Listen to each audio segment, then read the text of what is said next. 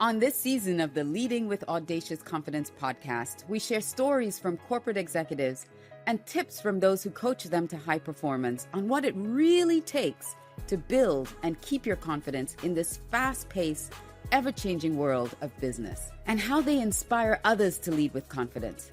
Be ready to take lots of notes because there's always some juicy nuggets coming your way. Hey everyone, welcome to this episode of Leading with Audacious Confidence. I'm your host, Alicia Couri, here, and with me today, I have the incredible Dena Patton. And let me tell you about her, and then we'll bring her on and we'll have this amazing discussion on leadership and a CEO mindset. So Dena is a third-generation Phoenician. However, she founded Dena Patton Coaching and Training Company 22 years ago while living in New York City. She's an elite coach who has worked with thousands of purpose-driven companies and world-changing leaders around the globe to help them build great companies that break records with their revenues and impact. So she transforms three key pillars of your business. Number one, your marketing and sales plan to increase your profits. Number two, your greatness mindset to elevate your vision and leadership.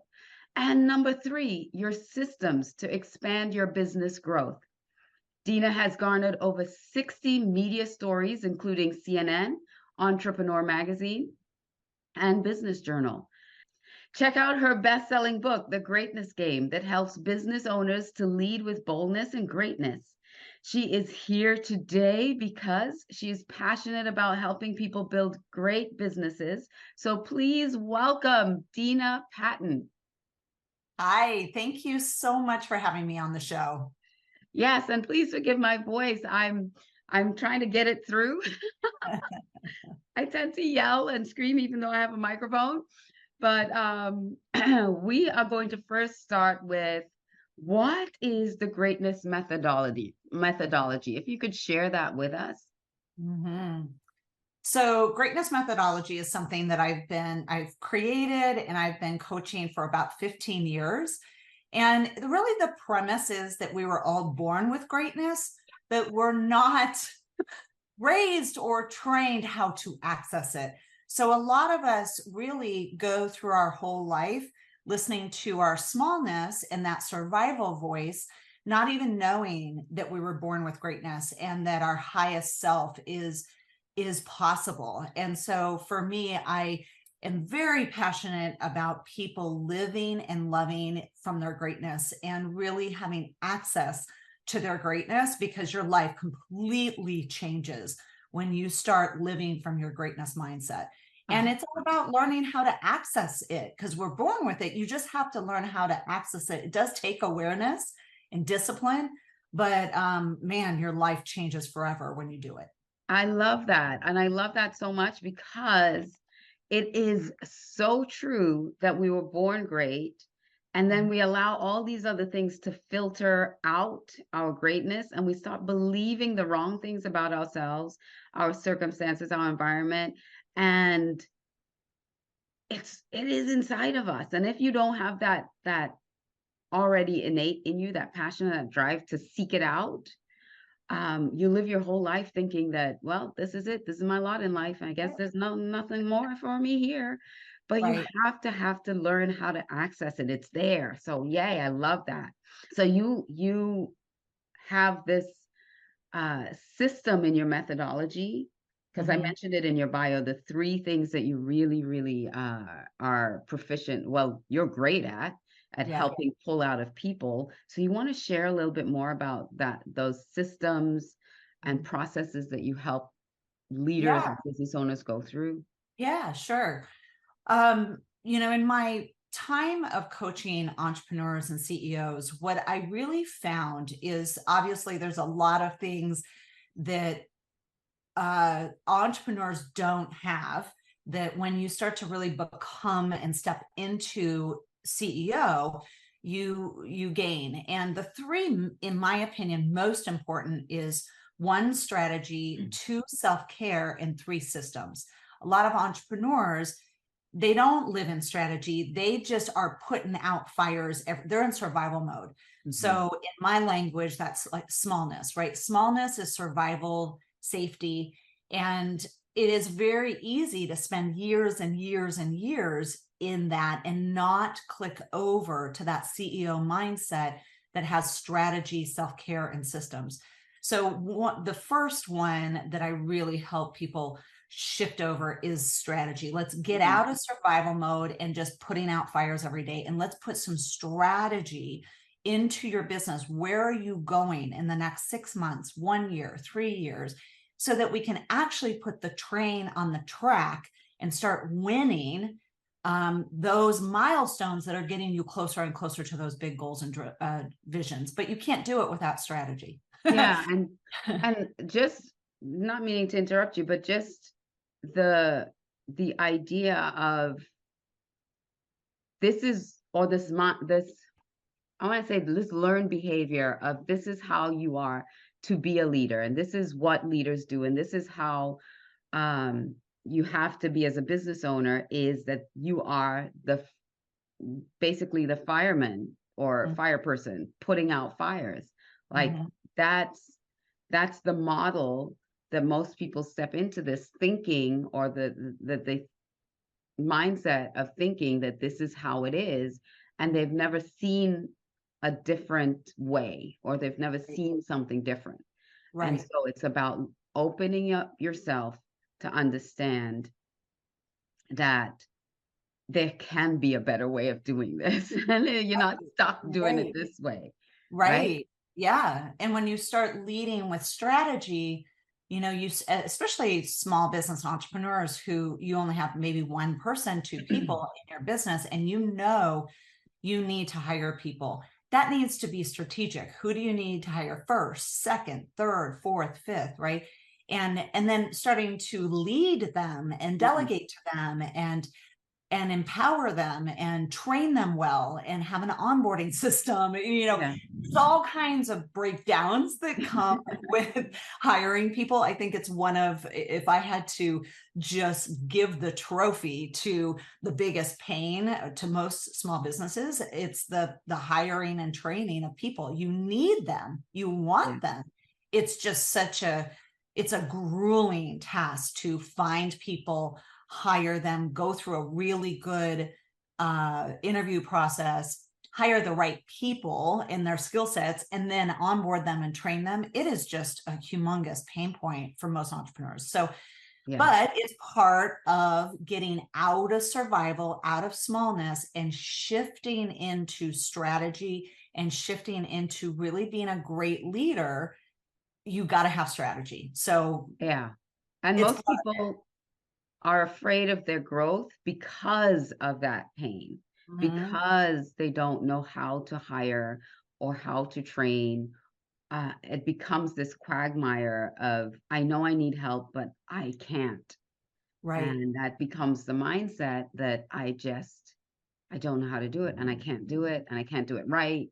And so strategy, I think, has to marry mindset in that sense, because you're leading the charge. And if you continue to have that mindset, you keep hiring the wrong people all the time, because you say, I need somebody, but then you have this self-fulfilling prophecy, I guess, to say that nobody wants to work, everybody's bad, we can't hire, you know. And so you build these different ideas in your mind that it's hard to hire and you can't find the right people, because you're coming at it from the wrong mindset, from the wrong energy, from the wrong perspective, totally all the time. And strategy and mindset have to marry in that sense, 100%. Especially when it comes to hiring the right people.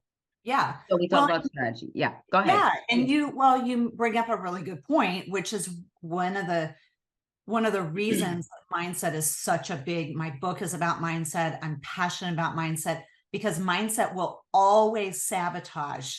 It will always sabotage if it's not in the same game, right? So you might be like, yes, I want to move to strategy. Yes, I want to hire, but your mindset is still stuck in smallness. Like, who am I to hire? And oh my God, there's so your belief system is all your belief system, right? So your belief Totally. system will always get in the way of your strategy, of your revenue, of your self-care, of your systems. If you don't get your mindset straight first, we will never outdo or outsell our mindset. So if you are a leader, a CEO, or an entrepreneur who thinks you can just task your way through to greatness and to success, I am here to say you are in the wrong game, because you can't just task. It's not in actions. It's also in mindset. The mindset almost has to go ahead of the task. So your mindset, when you were saying those, negative things, I call those smallness statements, all these smallness statements that we're believing, like no one's going to work, or no one's going to hire. Nobody wants to work. I No hear one that a wants to lot from work. leaders. Yes. Nobody wants to work. Nobody wants the job. Everybody wants to just get paid and they don't want to do the job. That's not true, because It's not people true. do want to do a good job. But a lot of times, if you're not clear, they don't know what to do. Yeah. And what you are seeking is seeking you. Mhm. You have to believe that, and not believe the smallness of no one wants to work for me. No one wants to show up for work. No one's a good worker. All you need is one. If you're looking for, let's say, a marketing director, you're looking for one. Yeah. And what you're seeking is seeking you. And that's a greatness belief, instead of the smallness belief that no one wants to work. So you got to get that mindset around that. But it feels scary because it's unfamiliar, not because you're incapable. And I think that's what collapses is in our brain, is we get real scared of growth and scaling and hiring and going, hitting new revenue numbers. It could be scary to your mindset, because your mindset is still in that smallness. But when you start to shift in, start believing greatness about yourself and what you want to do with your business and with, all these things that you're creating, when you start believing that, you become unstoppable, right? Yeah. And it's just, we just have to remember to tell our mindset, I know it's scary. It's only because it's unfamiliar for a minute or two, and then it becomes familiar. We do it and it becomes familiar, and then we become proficient, and then, and we move on. It's so great what you're sharing with everyone. So I hope you're getting these little nuggets about what you're seeking is seeking you, and you'll never outdo your own mindset. It has to go ahead of you. You have to grow. That's why starts with leaders. The leader has to grow.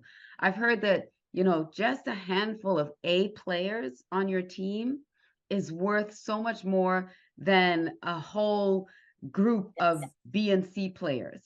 Yes. So if you attract those A players to your business, and you have the capacity and capability to do that, and even recognize someone else's potential, they may not be A players when you hire them, but they have the potential, and you nurture that potential in them, that greatness that's within them, then you don't have to keep hiring and creating this huge, wide business of workers, when just a handful of really great, dedicated people will get the job done so much more effectively and efficiently for you. So absolutely, right? Quality over quantity. Quantity, yeah, because people think that, well, I need a marketing person, and then I need a salesperson, and then I need this person, and then I need a team of this, and then I need a team of that, and I need all these other things, and they get confused, or they get overwhelmed with thinking that, again, back to wrong thinking, wrong beliefs, that this is what I need in order to scale my business, without really understanding, back to your original point, the strategy that you're pursuing, and getting clarity around that, and getting the right pieces of the puzzle in place, and not just hiring willy-nilly because somebody says I need this, so I'm going to hire that because somebody said I need it. Who is that somebody? Yes. All right. So strategy was one. Strategy is one. And then self-care. And this is a lot of people think, what does self-care have anything to do with leadership? Self-care has everything to do with leadership. I have seen so many leaders get sick, burnt out, depression, divorce, on the brink of losing their mind, because they are not taking care of their mind, body, and spirit. If you are a leader or you are a business owner, the number one thing that's going to transform your organization is you getting very responsible for your mind, body, and spirit on a daily and weekly basis. Because this is what happens is when you start taking care of your mind, body, and spirit, what happens is a new level of creativity, innovation, communication, presence that you didn't have before because you were barely fueled. You were barely like existing, right? So I have seen so many of my clients transform revenues and things that they don't think are connected to self-care, right? You don't think revenue, oh, I should have more self-care. But man, when you come to work and you have slept well, you're putting fuel in your body, you are awake, you're present. What happens is your power goes up, your creativity goes up, your innovation goes up, your ideas go up, who you are, your leadership style starts to show up like no kidding, right? That's what transforms your results. And it's one very powerful thing that I think people totally miss, totally dismiss. And it is my secret weapon with most of my clients. They're like, I had no idea. If I just got more accountable around my sleep, more sleep, more movement, more things that fuel you. You know, I want to give you an analogy of, you know, cars go because they have fuel, whether it's battery fuel, but a car that needs gas, you don't pull up to a gas station and take out that nozzle and pour gas on your car, like talk about gas and then put gas around your car. Your car's still gonna be dead, right? It's not going anywhere. It's not going anywhere. You have to put the fuel in the car. So you can't talk about self-care. You can't be like, next week I'll start working out, or yeah, I got some sleep last week. It is a discipline of a leader. This is the difference between my entrepreneurs and my CEOs, is entrepreneurs kill themselves for their business. They are in very, very bad self-protection, almost habits of killing themselves for their business. CEOs know better. They're like, you know what? When I go play golf with a client, instead of working 17 hours a day, when I get 8 hours of sleep, instead of getting 3 hours of sleep, I am a better leader. I grow my business with strategy, with systems, with clarity, with power, with vision. And so it's just one of my things I had to learn the hard way. The first business I had was a marketing agency in New York City, and I had a minor stroke that put me on my knees. I had to learn how to speak again. And now, I make my living speaking. I speak on stages, podcasts, clients. And I mean, it almost ruined my life and I almost died. But let me tell you, I was in that rapture of the entrepreneur mindset, hustle all the time, 24/7, say yes to every client, which is the worst small habit that you can be in. So, there's a consequence to those habits, and I had to learn the hard way. So, and I think that's why we're seeing so much burnout now in certain industries because of the lack of self-care, because that they just don't value that as being just so vital. And like you said, your spirit, your soul, and your body need self-care. You need to be able to take care of all those elements in order to be strong and be productive. So I 100% agree with you. Yeah, 100%. I mean, even recently, I went through my own health situation, my whole own health journey, and I have stopped. Like my daughter just asked me before we started this interview about a trip that I was talking about taking, and I said, you know what? I'm not going to do that trip because it's going to put unnecessary stress and strain for me to do this for someone else. It's not even doing it for my family or myself or anything. It was doing it as a favor to someone else. And it was going to cause me an enormous amount of strain to make it happen. I could say probably a year ago or 2 years ago, I would try to make it happen. But I'm not in that season in my life anymore. I'm trying to make it happen. I'm like, Yes. no.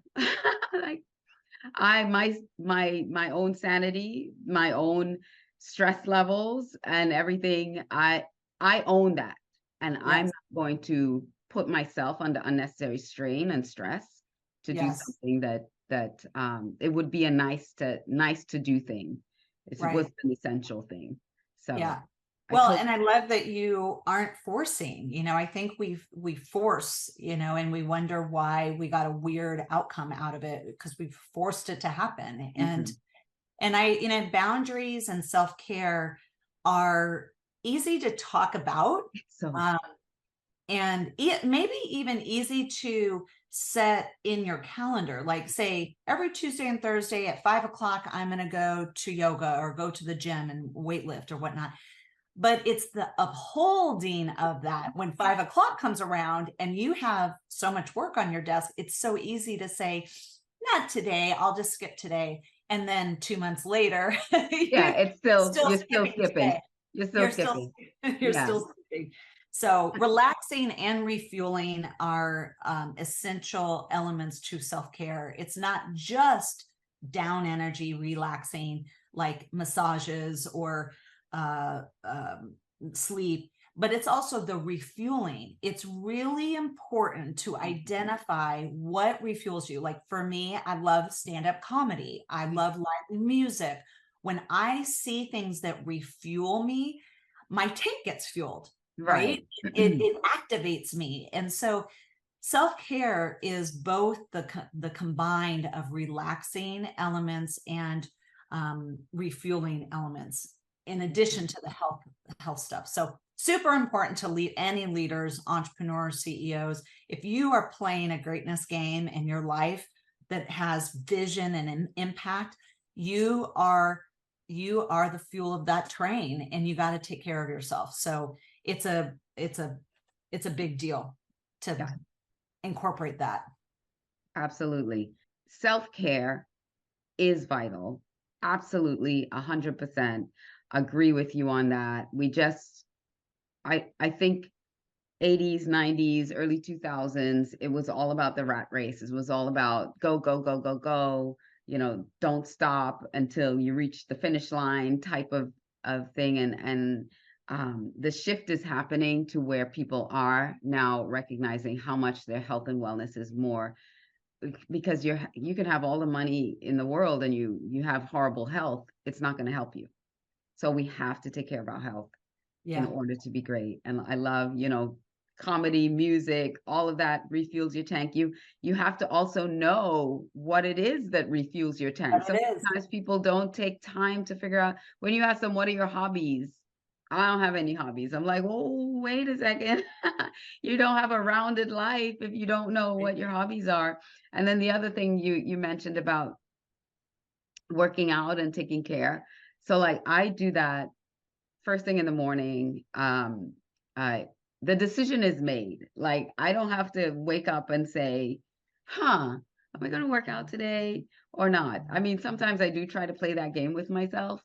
Do you, am I going to go on a walk? And I'm like, no, the decision was already made. Just get up and go put on your shoes and go. That's right. It's like you make the decision ahead of time. You don't Yep, have to think about it. You just get up and you do it. that's And right. so you have to make the decision that this is who you are. And so I have a show called Unleash Your Audacious Confidence as well on Win Win Women TV. And so I talk a lot about this self-care thing, the things that you do for self-care and how vital it is that you have to have a self-image of yourself as a healthy person That's and think, right. what does a healthy person do? Right. How does that reflect in your doing? And so when Yes. you make that decision of a healthy person, then you live the life of a healthy person. Then your self-image is that I'm a healthy person. I'm Right. doing the things that a healthy person does. That's right. That's Love it. right. Yeah. I love, well, in the image, creating your identity, one of the exercises I do with every new client is starting to create their new identity as a great leader. Like, what does that look like? Mhm. Does it sound like? What are your daily habits? What does it feel like? Right. And how different is that from today? Right. And that's one, seeing yourself great, seeing yourself healthy as a vision and holding that image, and then having the habits and the decisions that reflect that. That Mhm. is the essence of what a lot of coaches, what we do is Right. help get to that vision, right? And I think you said something really important is you make the decision. One of the things, went back to like the 5 o'clock Tuesday and Thursday, I'm Yeah. going to the gym, right?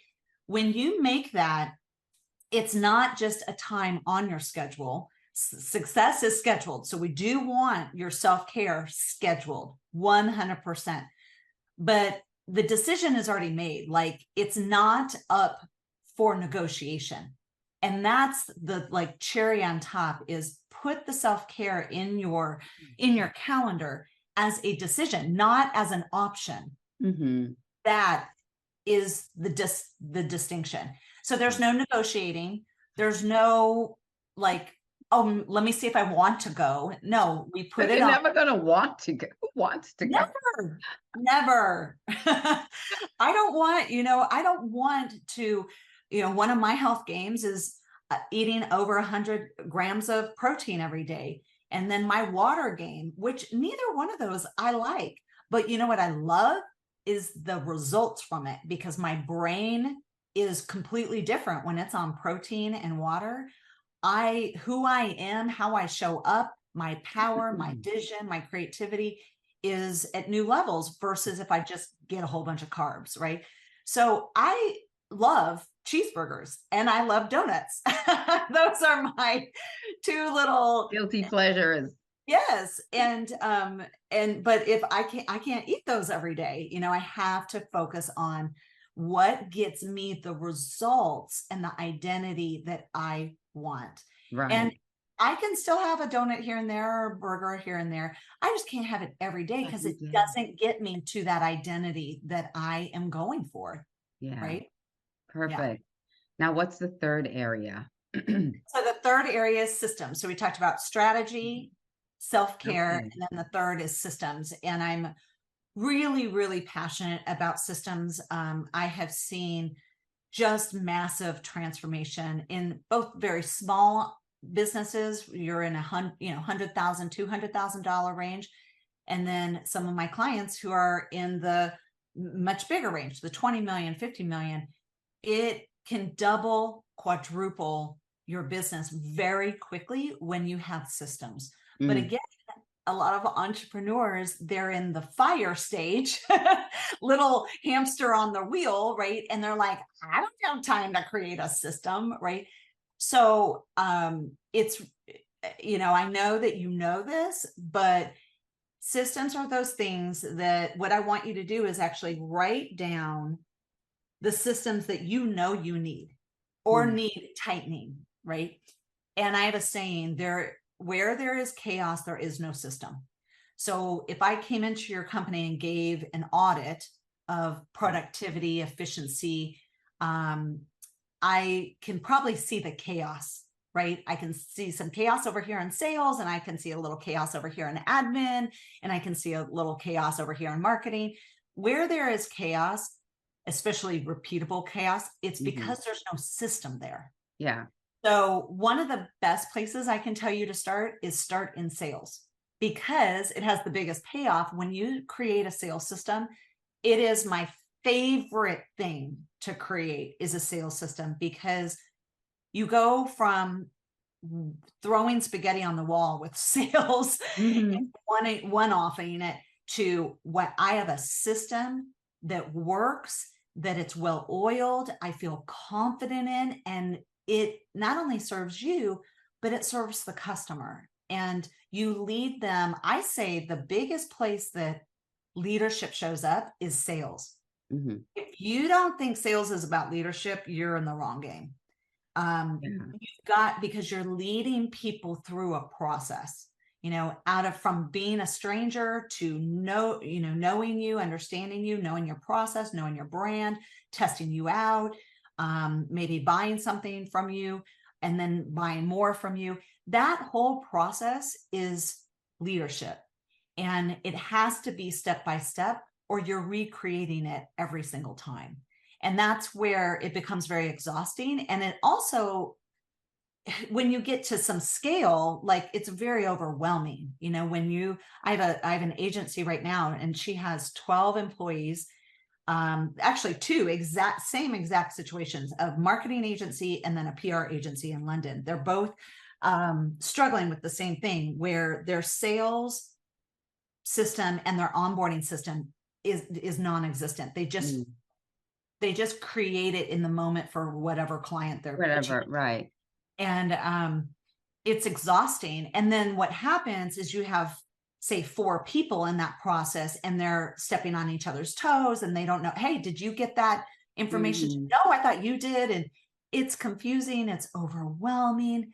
And having a very clean, simple sales system is the best thing you can do for your business, because you can see immediate results, because you're going to literally double and triple your sales. And then you can look at all the other areas of marketing, admin. Oh, admin, man, you need systems in admin. I can talk all day long on the systems of admin, but that's what I would start with, is a nice, simple, clean system in sales that will really help you, close more sales, because it's a clean, simple system. But for the customer, it's a better experience for them, because they're not guessing, and they're not like, what are we doing here? This feels what's weird. going on? I want to work with you, but what's next? going on? And yeah, absolutely. And James Clear says, we don't rise to the level of our expectations, we fall to the level of our systems. Oh, so good. Yeah, I love that quote from him.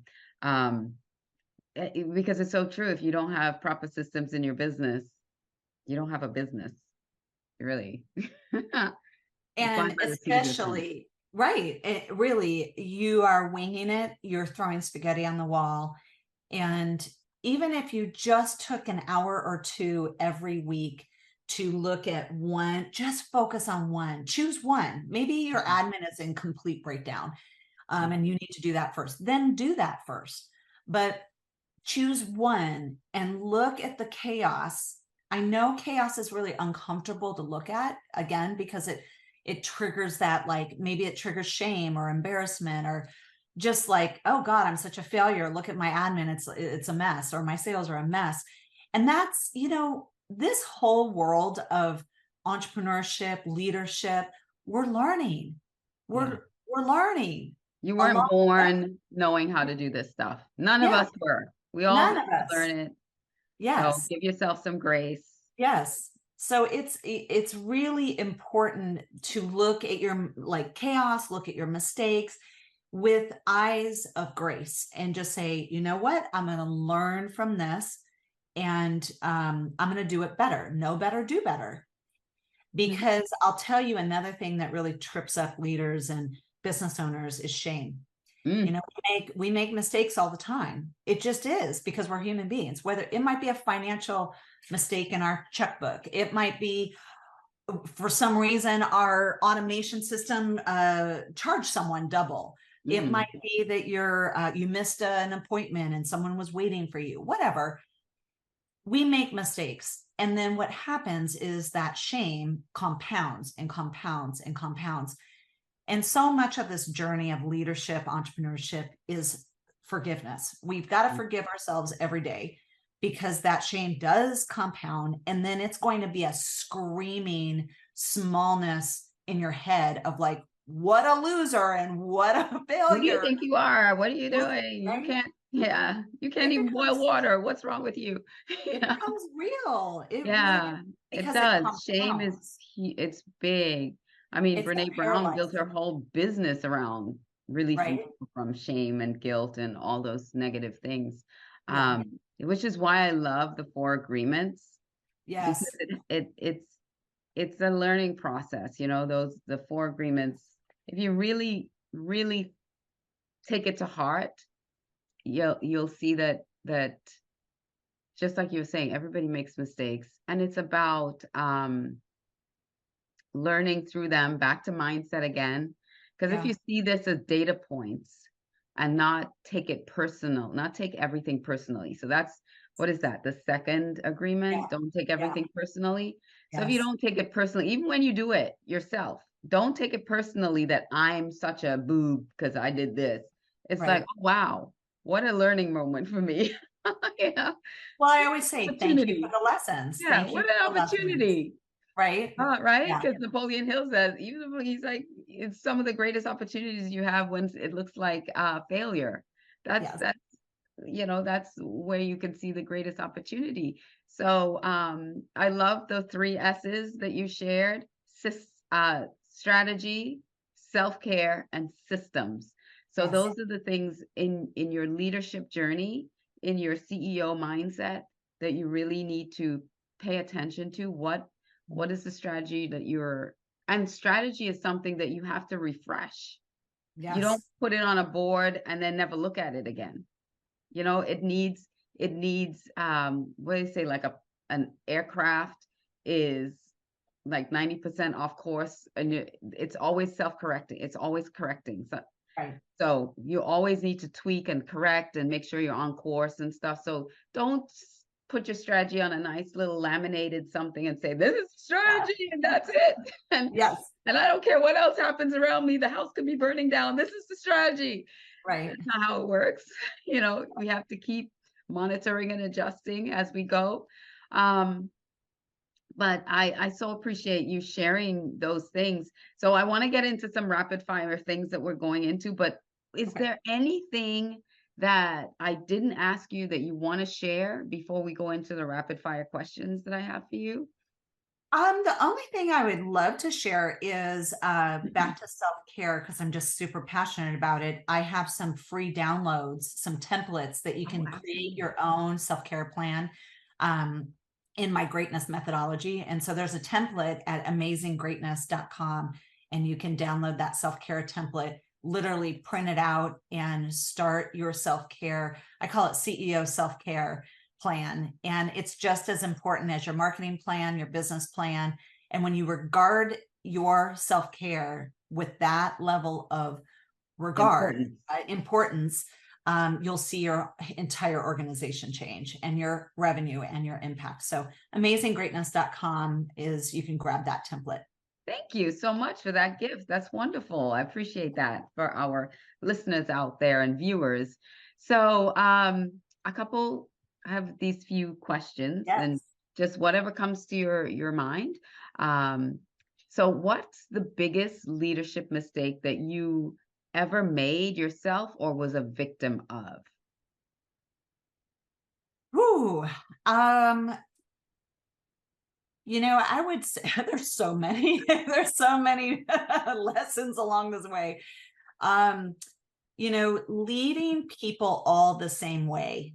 I really wish I knew what I know now, 20 years ago when I had my first business. And leading everybody the same way is because there's a lot of consequences Mhm. that happen because when you're leading John, like you're leading Julie and you're leading Allie, they're all different human beings with different needs in their Mhm. role. And I think when you don't pay attention to that and you just group lead, I think people quit. I think Yeah. people, you're They don't not, give them your best. They you don't don't, give you their best. Sorry. that's right. It's actually, to me, it's smallness leadership. It's survival leadership. And there's just so many negatives that I could just keep going on and on about it. But Yeah. that would be one of my biggest things that if I could course correct, 20 years ago, I would do. Is it because we make so many assumptions of how leadership should be? And so we lead from that place of, well, this is how, or this is the example I've seen, and this is how it should be. instead of really understanding what each individual needs and how to meet that need as a leader. That people don't think they have time for that too. It's like, no, this is how it is. Everybody needs to fall in line, because we've grown up that way in schools. We've Yeah. all had to be herded and treated Yes. the same way, and then we automatically assume that's how we lead people too.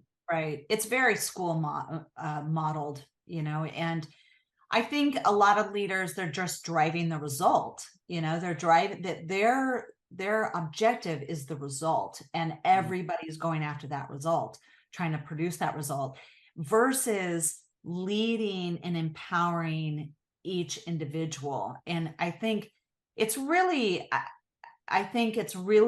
become an awareness in this last 20 years of getting out of the old model, which was produce the result, produce the result, produce the result. And now it is more about, yes, we have to produce whatever result we're going after, but individuals are the ones that are producing that result. And each individual has different needs and different values. And, the 5 love languages, is, think about, if you know that book, how powerful, like we use it in our marriage. It's very, very powerful when you know someone's love language, right? You can motivate them and they can feel loved because you are putting that intention, right? To love them in their love language.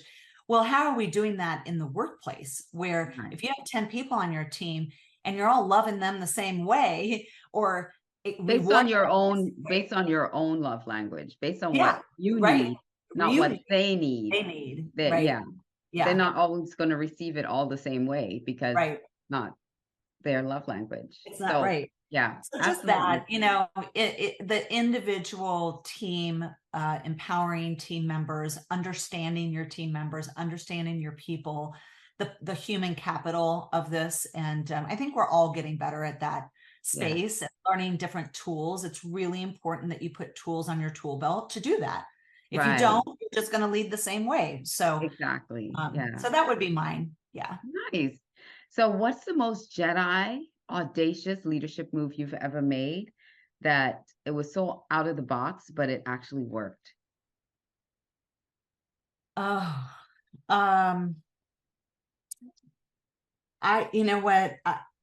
in 20 years of coaching people, what I have learned is I am a rigorous coach. And I'm not one of the like fluffy love pets my clients. Like I'm really, okay. Yeah. Brutal. Yeah. I'm a little rigorous. And, there was a couple clients who had humongous vision, but they were stuck in their smallness. And, to be rigorous with people, on the brink of like, they might fire me over this. There's been 3 or 4 situations where I had to get really, really tough love. But what I'm doing, I'm standing for their greatness when they can't stand for their greatness. They're not there yet in the journey. They're still addicted to their smallness. So there's a moment where, that I have to stand for them, and hold them accountable to their greatness and their vision and what they have to do to break through. And it's very rigorous, but there's some, huge companies that are very successful in the world because I did that with the owner, and and they didn't back down. You didn't and I didn't back down. And that Jedi, you have to trust, especially as a coach or as a leader. When you're a leader and you are standing for someone's greatness in their face, it is, although I love it and I'm good at it, it's still uncomfortable because they might say, you know what, I'm done. I quit. You're too much, or this company's too much, or I fire you as a coach, whatever. But I'll tell you, in the many times I've done it, I've never gotten fired. Yeah.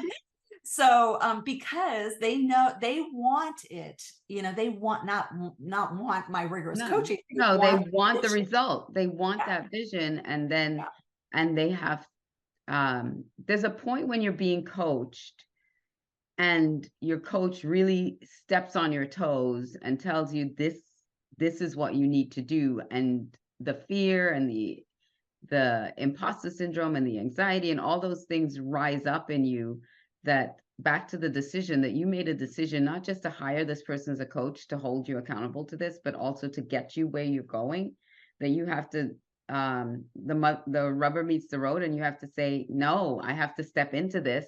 If it fails, it fails, but I can't let it fail because I didn't do, Right. if it fails because I didn't do, then that's a whole different Failure. story then. That's whole Right, different- that's a whole different story than, okay, we followed this strategy and it didn't work. Right. And if you are helping them hold that vision, because you could see their greatness, because that's what a coach really does. They see the greatness that you can't yet see for yourself and hold that space for you to help get you there. If we've built the strategy right and we're going there, I'm not going to let you back down because you got scared, along the way. Right. We're going to go through the scary door. Right. Hold hands and go through it together. Or you're going to go, I'll push you through, whatever it takes. You're going to get there. Yeah.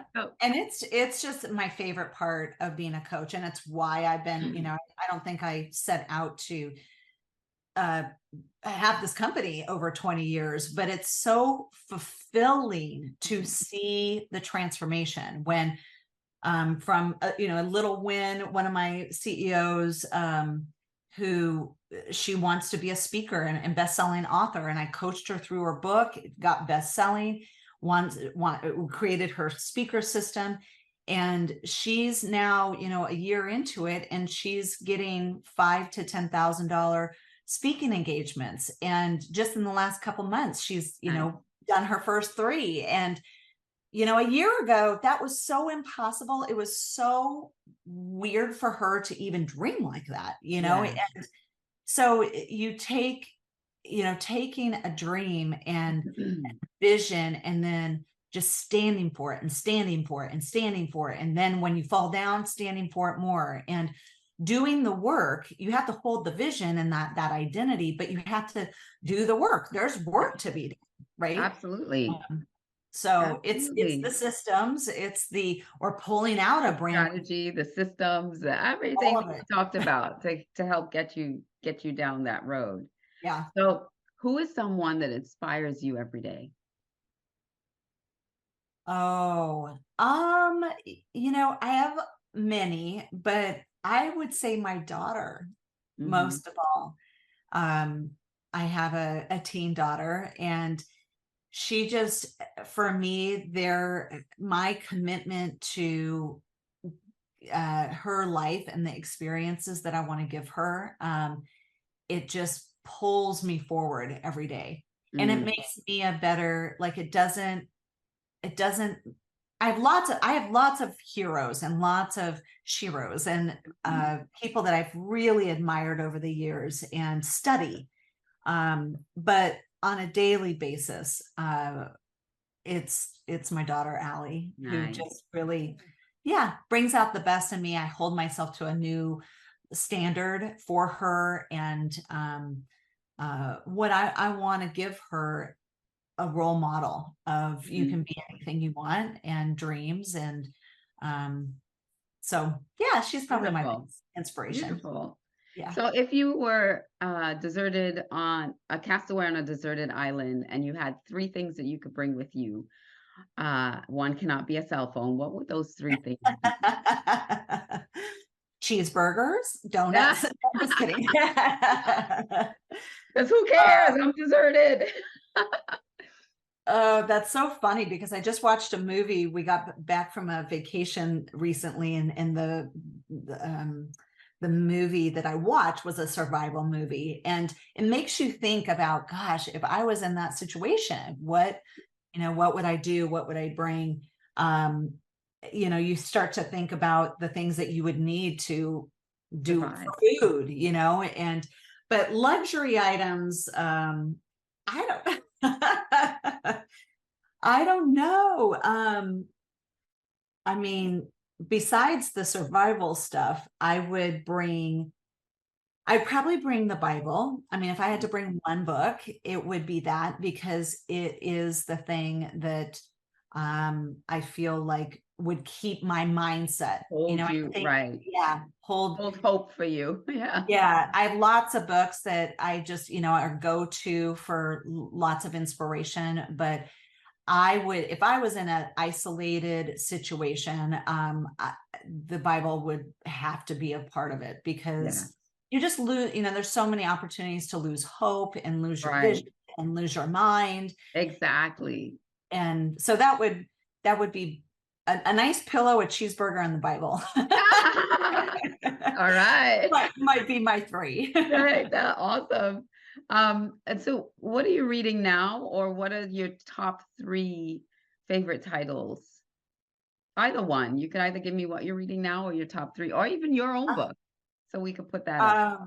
Yeah, The Greatness Game is my book. Mhm. And, as an author, you have to walk your talk. And for me, I'm constantly referring to my book, because it's a lot of my coaching and my methodology. So I have to hold my standard up, and constantly be in it, and know my own work. And so I'm always in that.